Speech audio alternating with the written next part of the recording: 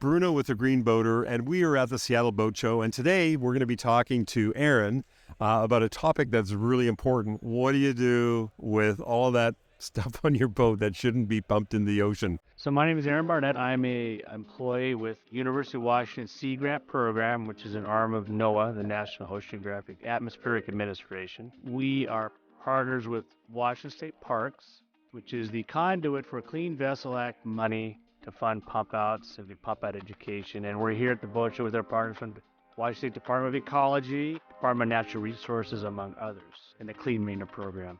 Wonderful. So let's just start at the top. So here's a boat show. So many people buying boats, people about boats in the past. There's just a proliferation of boats on the ocean today.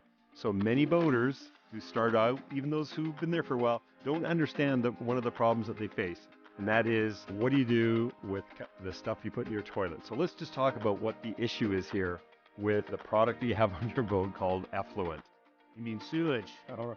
The brown stuff. Well, it's important for them to remember, particularly the new boaters, that what they have is an RV. It's just on the water. It's a recreational vehicle on the water. And there are places to deposit their waste, 200 of them in Washington State, 150 stations, 200 total points of pump out. The issue is we don't want that stuff into the water, particularly around shellfish growing areas, because there's a virus, called norovirus, for example, that lives in human intestinal tracts and is deposited through human waste and can live in salt water for up to 2 to 3 months and is attracted to oysters and shellfish. So there is a specific threat that we can identify. So a lot of boaters, and me included, when we first started boating, we just think, we just keep it in a holding tank. We put some chemicals in there, and then when the holding tank is full, we just dump it out. But that's not the answer either. The Clean Vessel Act of 1992 was created by Congress to specifically address that issue because when they made the law in the 70s, there was no place to take sewage. They required holding tanks, but there was no place to take it. So now we have pump outs all over the place. And as far as chemicals go, we suggest to recommend that people use something like a food-based, molasses-based additive or an oxygenator or an enzyme or something like that. Because you can put chlorine in there, formaldehyde, and it works to a degree, but it's really not the best discharge. Where do I go to find a pump-out station? And then let's talk about what a pump-out station actually is. I'll start with what a pump-out station actually is. A pump-out station is a device, and they're usually European peristaltic hose pumps, which is a specific type of pump that's very well suited for creating vacuum to suck the fluid out of the boat and then send it up a dock. Sometimes that could be 1,000, 2,000 feet. They pump around 20 to 30 gallons a minute. So the boater doesn't have to have a pump on their side. They just have to have the attachment that can draw it out. And just to interject a little bit, you do have attachments over here that you're giving away. It connects a boat to a pump out as if like a house is connected to a city sewer. Hands-free, you don't have to push the rubber nozzle in. So yeah, it's a device that the boater pulls up to, like an RV dump at a park, and they take their fitting off, the deck fitting, the cap off the deck fitting, turn on the pump, connect it, and then there they go. That's as simple as. So where do they find these pump outs? We use, in this state, among other states, a app called the Pumpout.App app. The boater will find the nearest working pump out. So it's important to point that out. It's a working pump out. So if there's a pump out that's down or is being seasonal. Yeah, exactly, seasonal. They'll know. It'll direct them by direction and distance to the nearest one that's operational. How much does it cost? It's free. It's free. So it doesn't cost anything to go and pump out. That's fantastic. I've also, in my limited cruising in the San Juans, there's also some mobile units that will come out. I think in Roche Harbor, there's one with a fancy name too. It was kind of cute. Fecal Freak. Fecal Freak. Yeah, that's funded through the program. I actually would like to point out that if a pump out is funded through the National Grant Program, the requirement is that they can't charge more than $5. Now, most pump outs in the state of Washington are free. Occasionally, you'll get charged $5.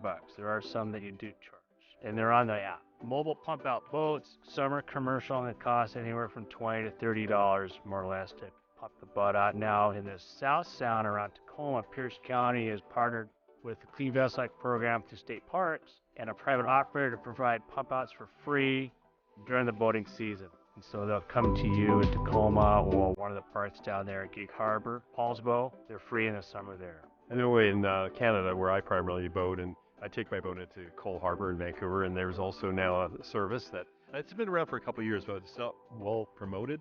But you can call the harbor master, and twice a day a boat will come around and take your sewage. And also, I think the guys on there get tipped very well, which is a nice little bonus. Same with the Pico Frico Rush Harbor is a good. I hope you're enjoying this episode of the Green Boater TV. I would very much appreciate if you could hit the subscribe button, the like button. It helps us keep the channel going. Now, back to the episode. Just change one thing. Video. And since we're talking about pump outs, the port of Lopez on Lopez Island in the San Juans is starting a mobile pump out boat this summer, and it'll be free. So they'll have to point to Fisherman's Bay or Lopez Island. Call it is on the app. There's a phone number there that you call and they'll come out and pump them out. There is a trend, I hope it's a growing trend. I'm doing this on my boat, converting my vacuum flush toilets to composting. So how does that fit in with your organization handling the waste that comes from compost? And we'll talk a little bit about what compost is. That's a really good question. You know, we do a lot of these shows, and we're always getting people coming by the booth and asking about composting toilets or telling us how much they like them after they've converted. And it makes sense because that's the natural environment for human waste anyway. It's a composting aerobic environment, not a tank, which is anaerobic. In the United States, composting toilet qualifies as a Type 3 marine sanitation device. So if you're boarded by the Coast Guard, it's fine. Disposal is another issue. You have to separate the liquids from the solids. Compost, that can go into a home garden or garbage receptacle at a marina. You can't put it in a marina's garden, obviously, but fluids have to be disposed of in a proper place as well. There's so much more on this topic for sure, but Aaron and I and others who are keen about this, we do not want you dumping raw sewage into the ocean. It's illegal in Washington State, many parts of British Columbia as well. Aaron, where can people find out more about this topic, more about where they can get the app, and then any other questions they have about raw sewage and boating? They can go to Pumpout.Washington.org, all one word, and it has just about everything you could possibly want to know about boat or sewage, where to pump out, where to get the app, stuff about the discharge zone, my information. If somebody wants a free adapter, we'll mail it to them. We have information on the Y valves. We have zip ties for Y valves. Like I said, you name it, we have it. So there really isn't any excuse for a boater in Washington State not to have information available and not to be aware that they need to do the right thing in terms of discharge. It's pretty easy to discharge sewage in this state. It's not rocket science.